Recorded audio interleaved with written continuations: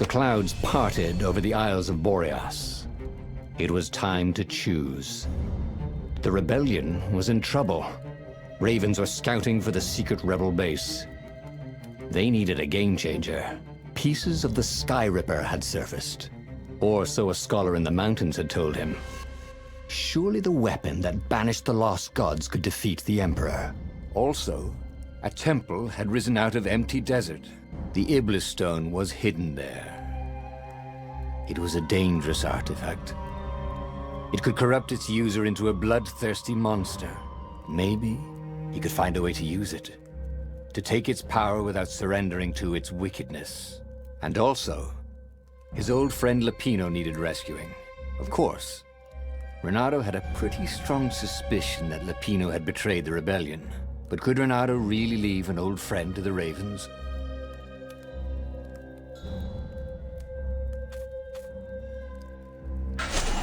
The island was windswept desert. No one went there except ostriches and ostrich hunters. The Iblis-Stone. It would whisper promises in his ear, offer him power for blood. But this time, Renato was sure he could master it. And so, Renato went ostrich hunting.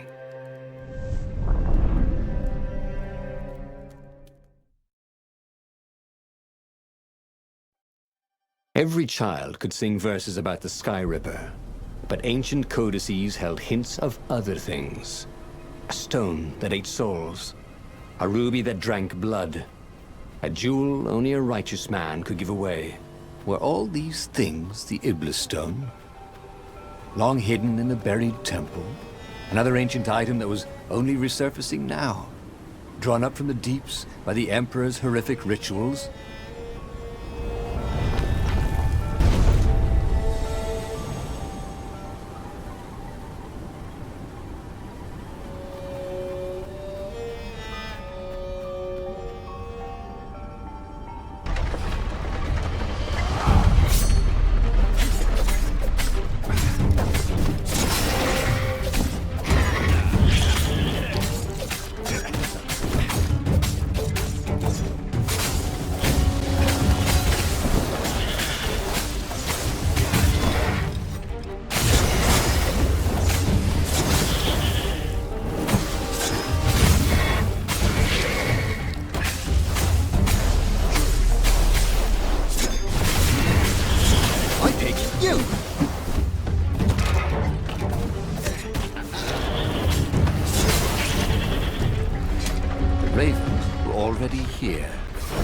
In frustration, they were still searching for a way in. Good. Then he hadn't come too late.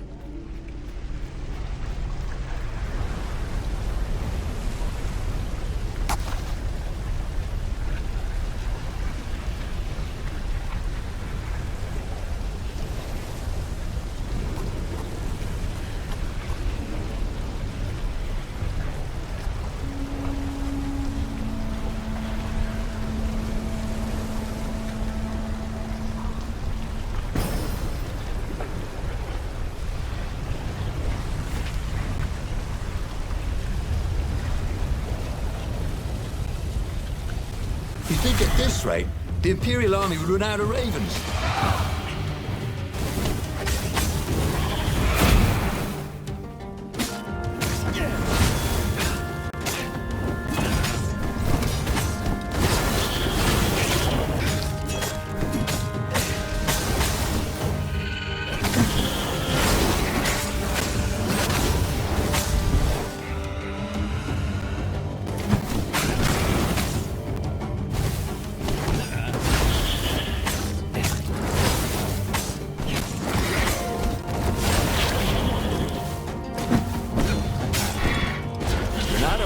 Where he could find a snack.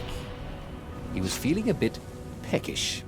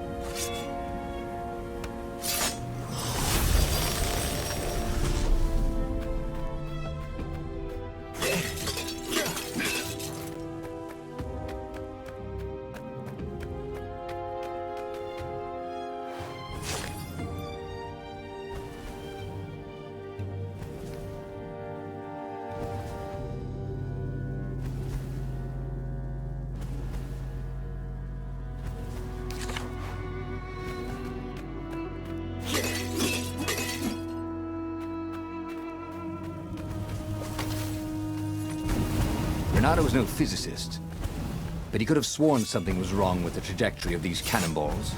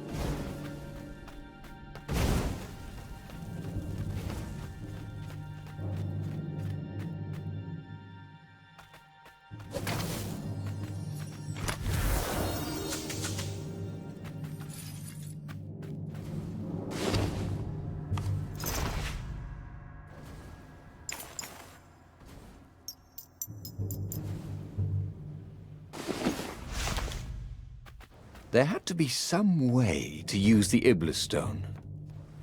It was old, wasn't it? People are so much cleverer now. And Renato was pretty sure he was cleverer than most people.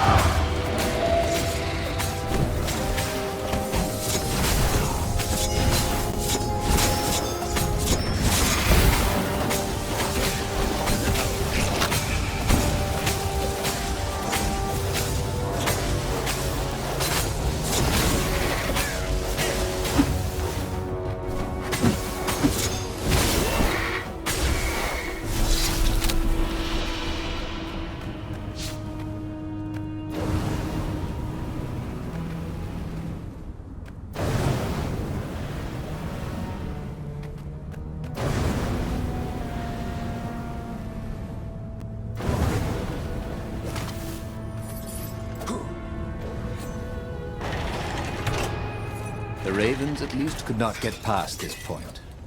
Obviously, the temple builders knew how to deal with tomb raiders.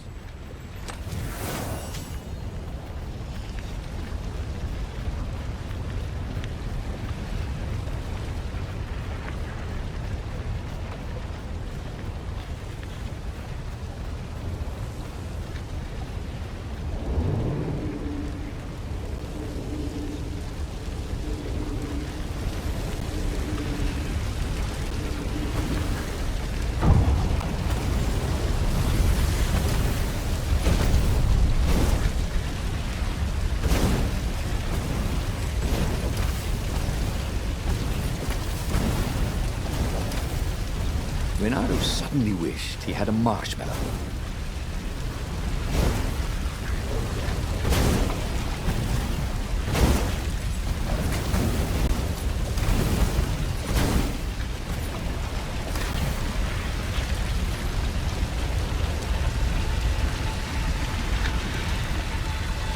It was a stone of the purest blackness. It reflected no light, like a void made solid. Nervous, he picked it up.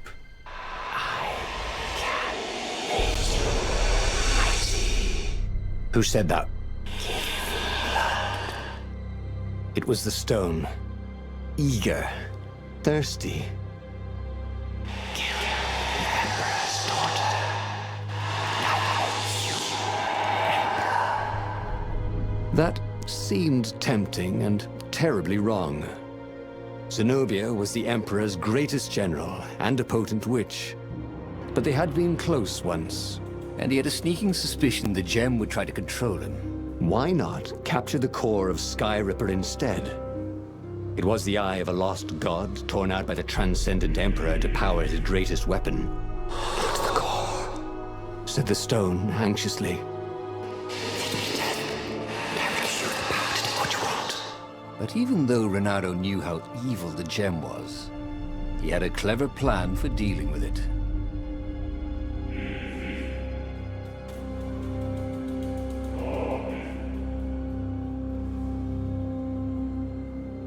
The stone bothered him. He hated being told what to do. Wasn't that why he joined the rebellion? Wasn't that why he'd refused to be a soldier? He'd agreed to come on board only if he could freelance. The stone felt a bit clingy, and he had a feeling it did not have his best interests at heart. The sage Calaveras had told him where to find the Skyripper, a weapon capable of challenging the gods. Even without its armature, the core would still possess great power. He would go there.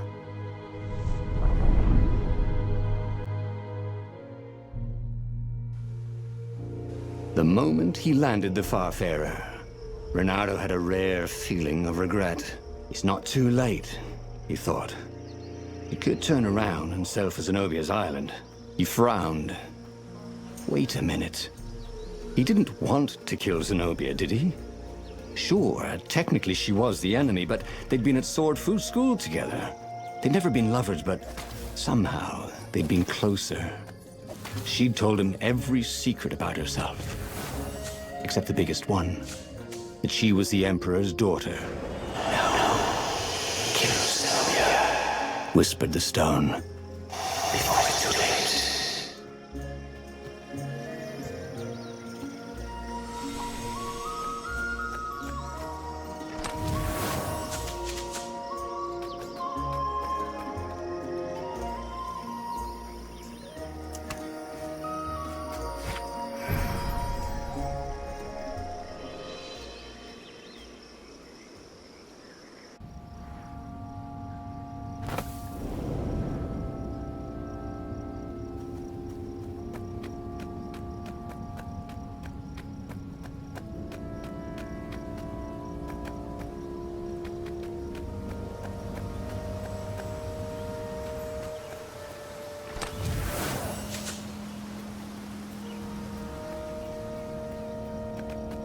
There was something sour in the air.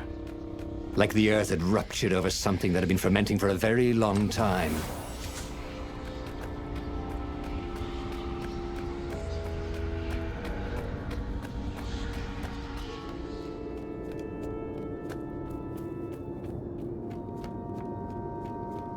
Haven't you heard? Goth is over.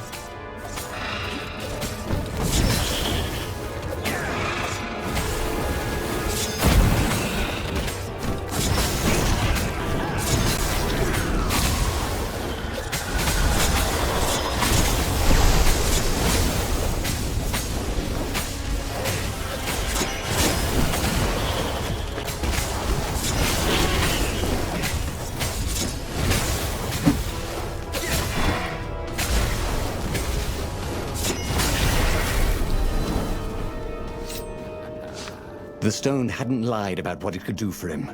With each raven he cut down, he felt a jolt of power flowing into his arm. "You're weak," whispered the stone. "The core will kill you." "Are you afraid of it?" "No, don't be ridiculous." It chuckled. But it's unstable. It will poison you if so much as carry it, and then if you try to use it, it will explode catastrophically. Renato did not trust rocks that talked in his head. He went onwards.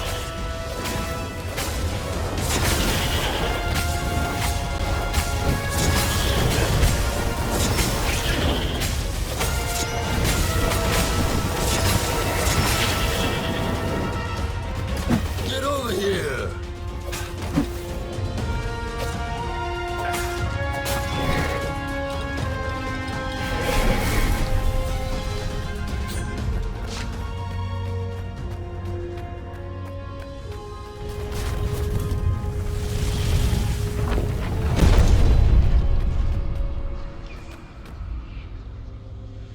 As he approached the core, the stone became hysterical.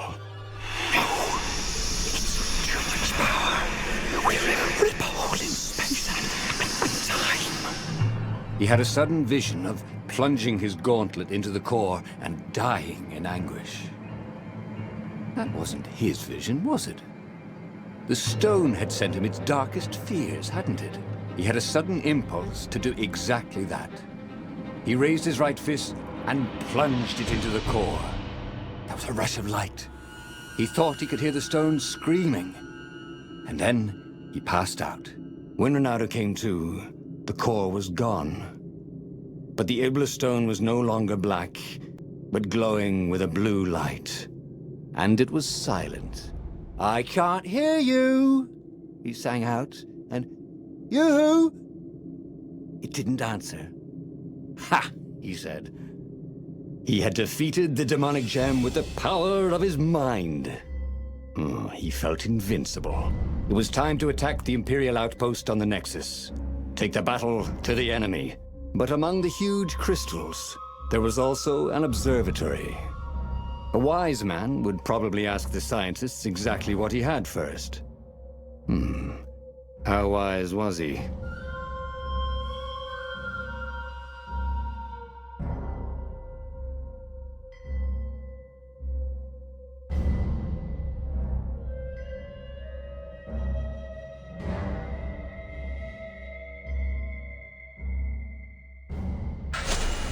As the Farfarer made its way toward the Nexus, Renato could see tiny sparks in the blackness that was the Iblis-Stone, as if somewhere within it, the core was still spitting out energy, which the Iblis-Stone sucked in hungrily. You'd think the stone would want this kind of power, wouldn't it? Thought Renato. Well, the scientists would explain it all.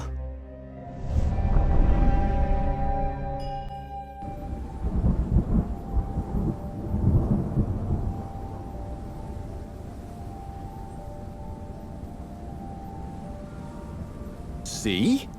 He'd trusted his gut, and it had worked out. That's what it meant to be a hero. To ignore the naysayers and the odd-makers, and do what you knew was right, and have it turn out to be the right thing. Well, he wasn't worried. Once he got to the observatory, the scientist toads could explain it. Then he could carry the war into the enemy's camp and destroy them all. Oh dear, he was getting a little bloodthirsty, wasn't he?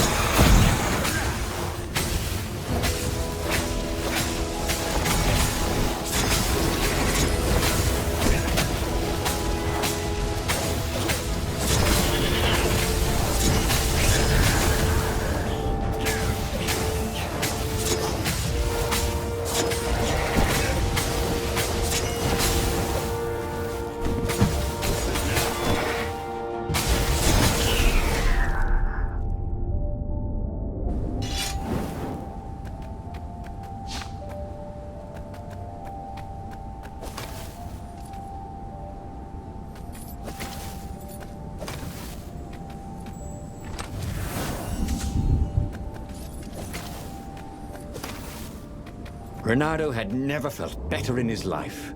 Normally, a battle would wear him down and he would need a night's sleep. Now he felt like he could go all night and all day. He felt like people were cheering him on, and he could practically hear their applause as he slew one raven after another.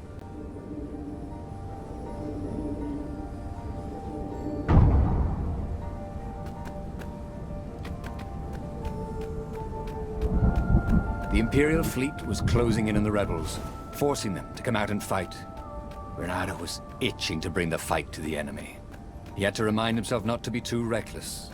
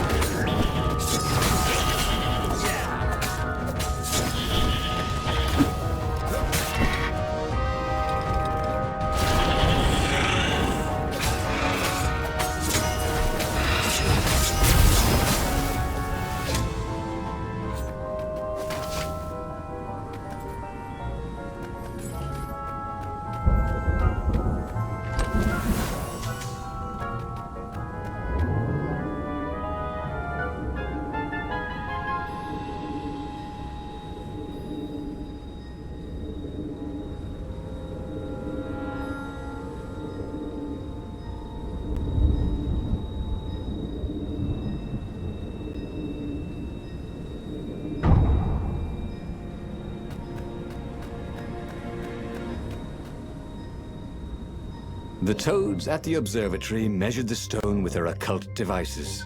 I fed it the core of Skyripper, explained Reynardo. No more feed Palan souls. But the core is not an unlimited energy source, said one toad. Another said, There's a feedback loop, you see, which could overload the stone. Yeah, the stone doesn't actually feed on souls, claimed a third. but on pain of killing another sentient being. If you can truly be at peace with yourself, it would not overload. This was all very confusing. At peace? Yes, the mountains were peaceful and quiet, but he now had the power to turn the tides. He should report to the Rebellion Council and prepare for the decisive battle.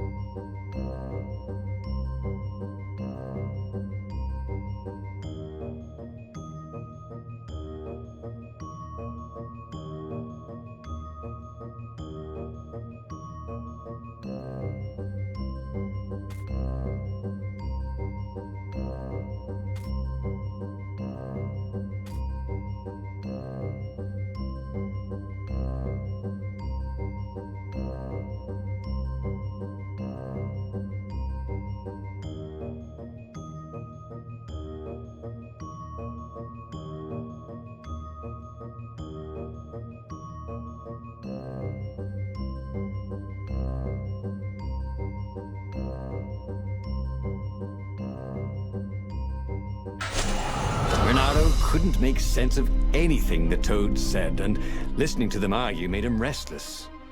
The Iblis-Stone had made him a power in his own right. The core had kicked the Iblis-Stone out of his head by filling it with more power than it could eat. It was time to meet the leadership of the rebellion. It was time to go to the ruins where they had hidden their secret base.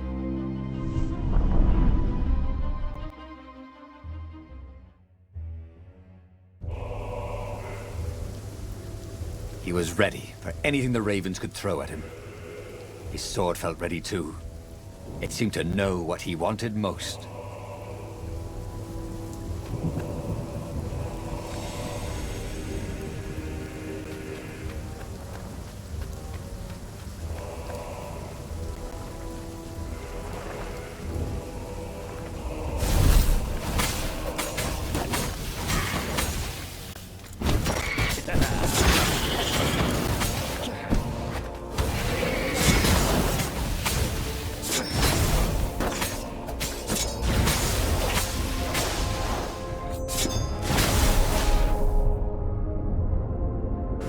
Renata wondered how much Hypatia had known about the book she protected.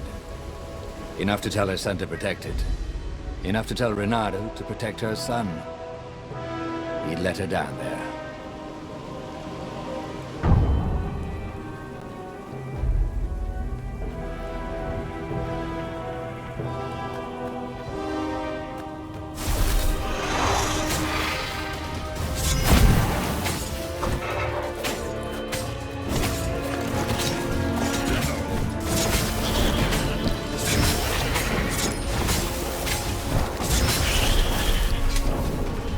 Iblis-Stein wasn't pestering him anymore.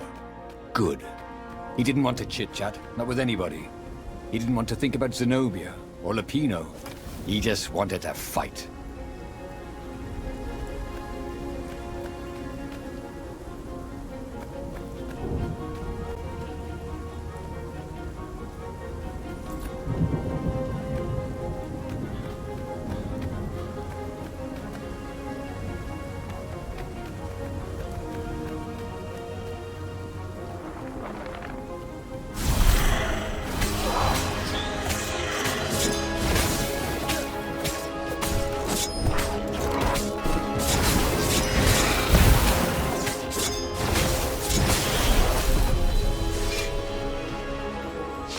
This was almost fun.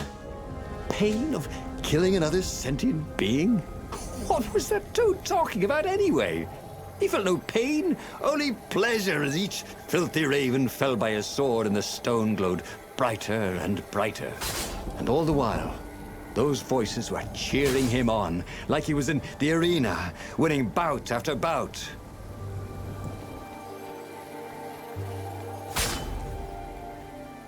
Boy, if looks could kill.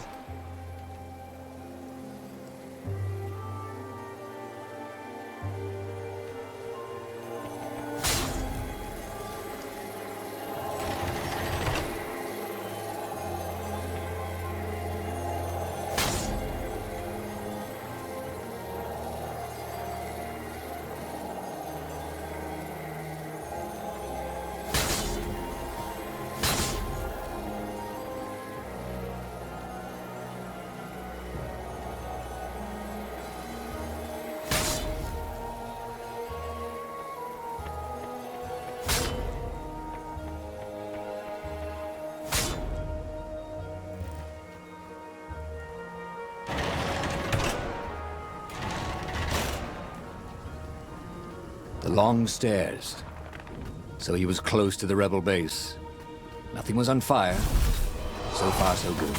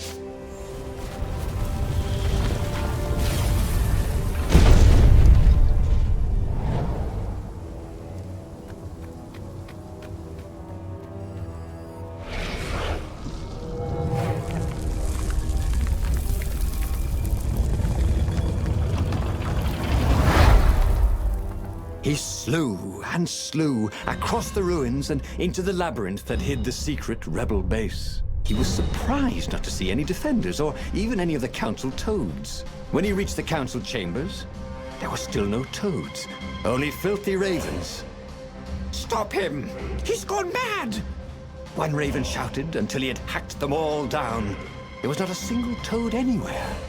No doubt they'd all been taken prisoner, so it was up to him to take revenge upon the Imperial fleet. But where had they taken the council? It couldn't be good that the Empire had not only found the secret rebel base, but killed or captured everyone there. No matter. He was on a roll. He headed full speed towards the Imperial fleet. He would be the fox who took down 100 warships. He charged.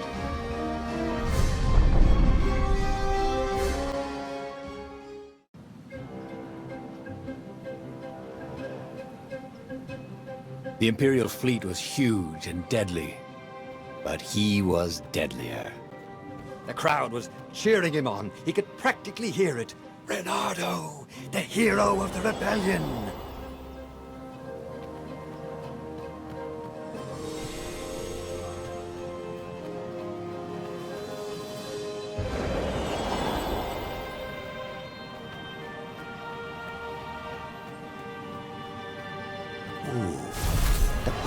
Led right into the middle of the fleet. It was a glaring weakness in the defense.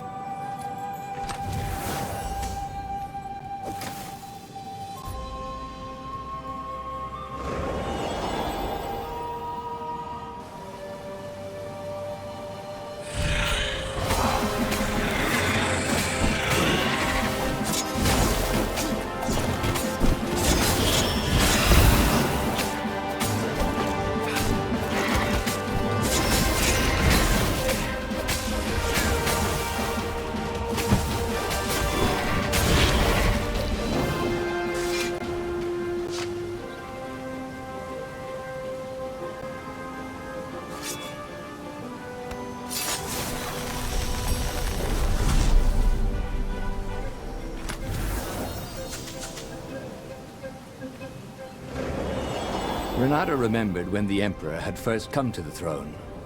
He built universities and libraries. He used to invite scientists to dinner. What could have made that toad so afraid of death that he would risk bringing back the lost gods?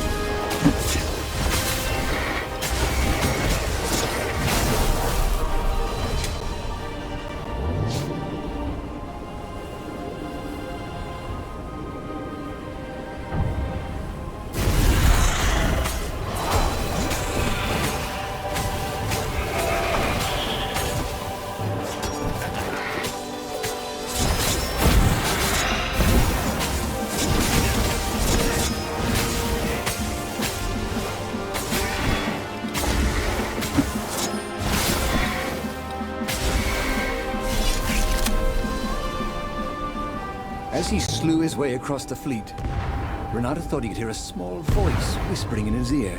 Look at your gauntlet, you idiot, it said. Oh, for heaven's sake, he thought. Can't I be alone in my own head? Look at the stone.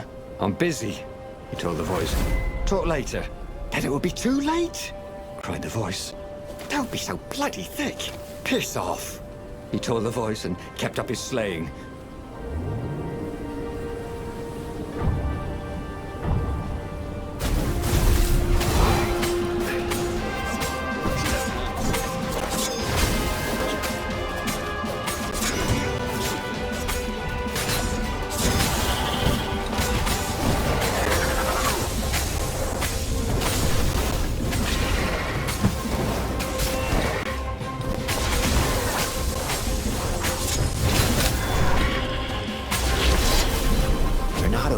So much.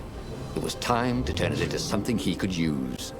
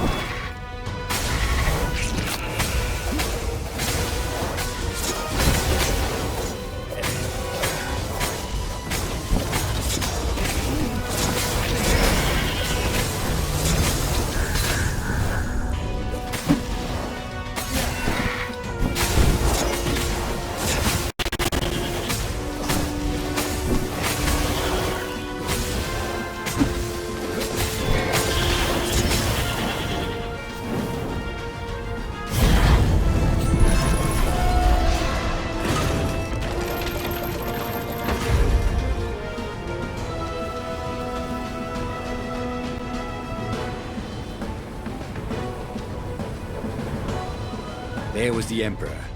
Renato cut down his elite guard. The exalted toad cowered fearfully. He had sought to evade death and only made death come to him faster. Renato savored the moment. And then, too quick, it was over. He stood over the dead Emperor. Death to tyranny! He shouted. Go, House, go! Zenobia stepped out of the shadows. You have to stop, she said. You've killed everyone. Our ravens, your rebels. You murdered the whole rebel council. What? Oh, the ravens killed the council. You big idiot. They don't even know what the secret base is. Shouted Lapino, who was with her for some reason. Look at the stone, said Zenobia. It was black as night. Blacker. But I fed it the core, said Renato. It was glowing. Well, who needs a core? He said, and he attacked. Zenobia conjured her best, and Lapino hopped around like a mad rabbit, but he killed them both easily. I am unstoppable, he orated at the blood-soaked walls. I alone shall be emperor. The tiny voice inside him screamed. That doesn't even sound like you, you big fanny. The stone has stolen your mind. But he ignored it. Who listens to voices in their heads anyway? Madmen, that's who. He should go back to some of the choices he'd faced before. Maybe there were new paths that had opened up. Like those doors he was opening up all over the map that took him to new treasures and around his enemies. And he hadn't learned anything new this time. He'd done the same thing twice, yet expected a different outcome.